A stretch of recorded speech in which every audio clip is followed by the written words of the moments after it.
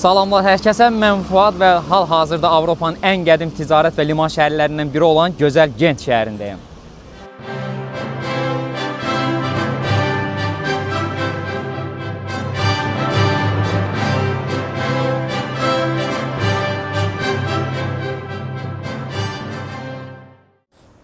Belçikanın Brüssel və Antwerpendən sonra 3-cü ən böyük şəhəri olan Genti gəlin birlikdə kəşf edək.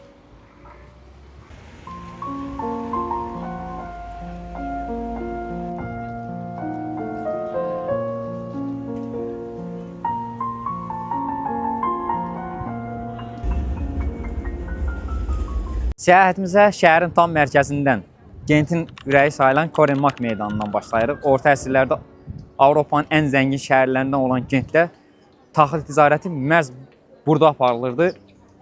Adını da buradan alan Korenmark Azərbaycan dilində taxıl bazarı deməkdir.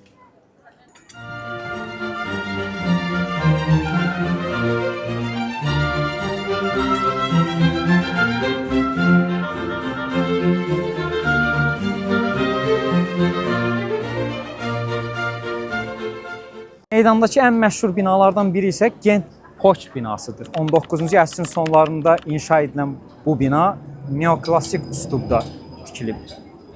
Öz görünüşü ilə diqqəti cəlb edir.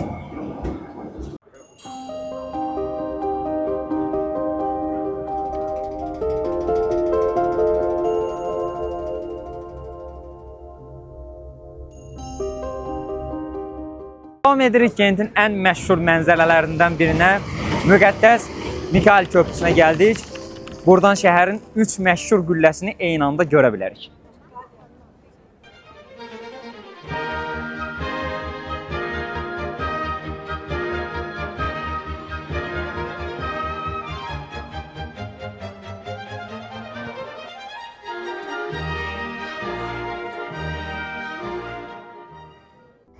Körpünün altından axan Lya çayı. Orta əsrlərdə bu ərazi liman kimi istifadə olunurdu. Çayın sağ sahili Grasli, sol sahili isə Karnli adlanır. Gördüyünüz bu binalar zəngin tacirlərə məxsus olub. Orta əsrlərdə bu ərazidə ticarətlə məşğul olunurdu. Grasli deyilən ərazidə meyvə tərəvəz, Karnli deyilən ərazidə isə taxıl satışı ilə məşğul olunurdu.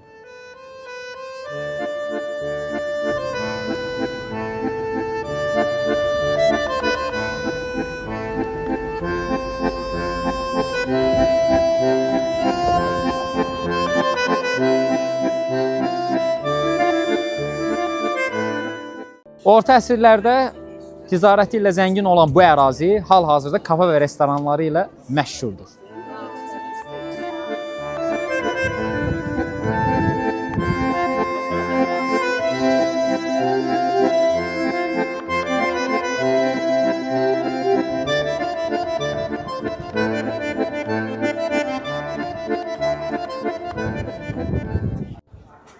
Əgər burada qayıq turu etmək istəyirsinizsə, 10 avro ödəməyiniz ehtiyacı var. 65 yaş üstü üçün 9 avro, uşaqlar üçün isə 6 avro təşkil edir. Gent şəhərin bütün gözəlliklərini bu qayıq vasitəsilə kəşf etmək mümkündür.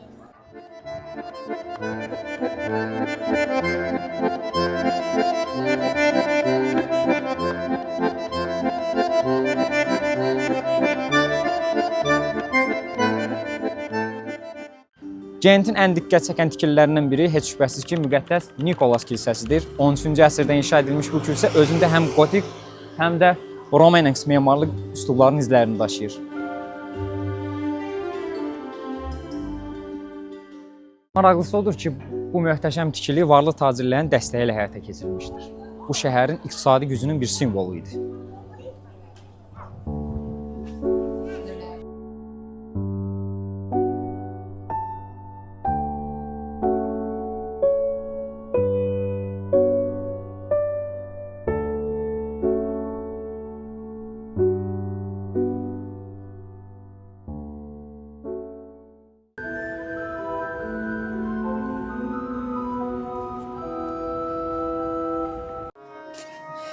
Ən gözəl tərəfi isə odur ki, bu möhtəşəm kilsənin daxili gözəlliklərini görmək tamamilə pulsuzdur.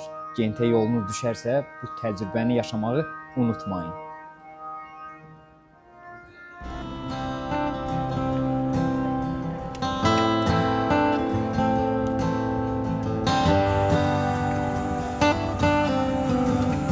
Arxada gördüyünüz Belçikanın ən hündür qülləsi 91 metrlik Gent Beaufort zəng qülləsi ucalır.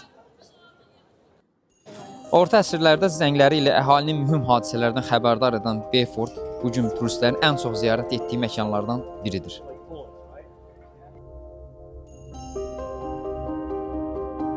İstəsəniz cəmi 11 avro ödəyərək şəhərin füsunkar mənzərəsini yuxarıdan izləyə bilərsiniz.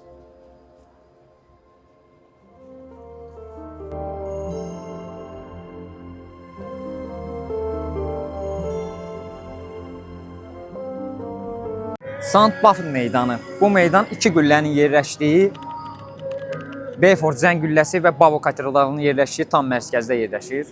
Korenbach kimi bu meydanda çox canlı olur. Əgər şansınız gətirərsə bu meydanda canlı musiqilərə də qulaq asa bilərsiniz. Only need the light when it's burning low.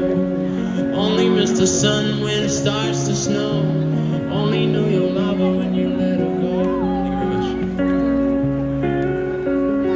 Only know even high when you feeling low. Səyahətimizin növbəti dayanacağı 800 illik tarixə malik olan müqəddəs Bavo katedralı.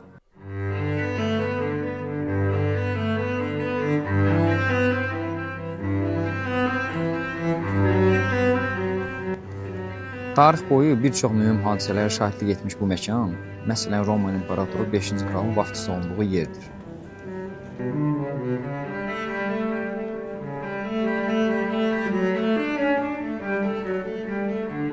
Ən diqqətə layiq tərəfi isə mistik quzu tablosudur.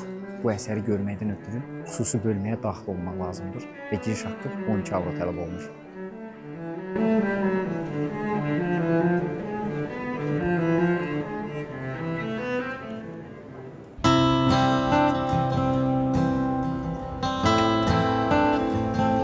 Gentdəki tarixi abidələr və gəziləsi yerlər bir-birlərinə çox yaxındır. Bu sayədə Genti bir gün ərzində rahat bir şəkildə gəzmək mümkündür.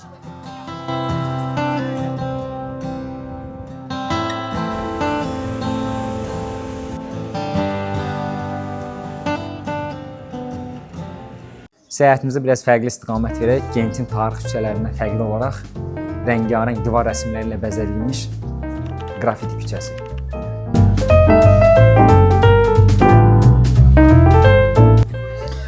Bu küçənin maraqlı xüsusiyyəti isə odur ki, Gentdə qrafit çəkməyin qanuni olduğu yeganə yer buradır. Buna görə də burada hər gün yeni əsərlərlə qarşılaşmaq mümkündür. Xüsusilə uşaqlı ailələr üçün əsl əyləncə mərkəzidir.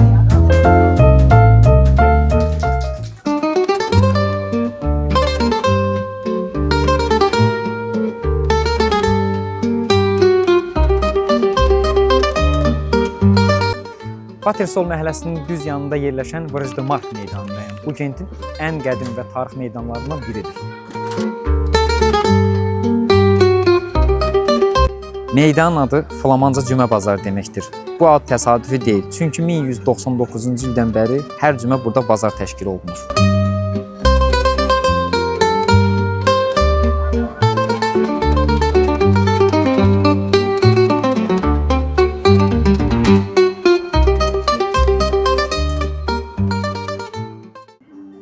Gent küçələrini gəzərkən qarşımıza heyrətamiz bir orta əsrlər qalası çıxdı. Qrafların qalası. Qrafların qalası adlandırılan bu tarixi abidə vaxtı ilə 3 əsr boyunca Flaman qraflarına ev sahibliyi edib. 1180-cı ildən inşa olunan bu qala sonraki dövrlərdə həbsxana kimi də istifadə olunur.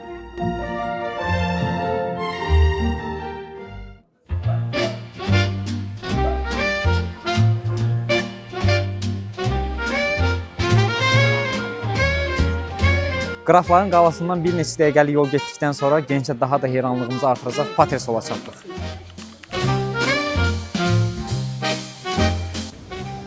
Həqiqətən də Patersol yalnız gözlər üçün deyil, həm də mədə üçün bir ziyafət yeridir.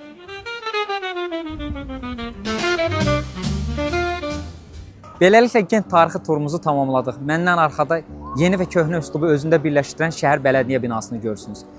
Bu videoda bacardığım qədər sizə Gentin ən gözəl yerlərini, tarixi abidələrini göstərməyə çalışdım. Gent həqiqətən də çox möhtəşəm bir şəhərdir. Siz Genti necə təsəvvür edirsiniz?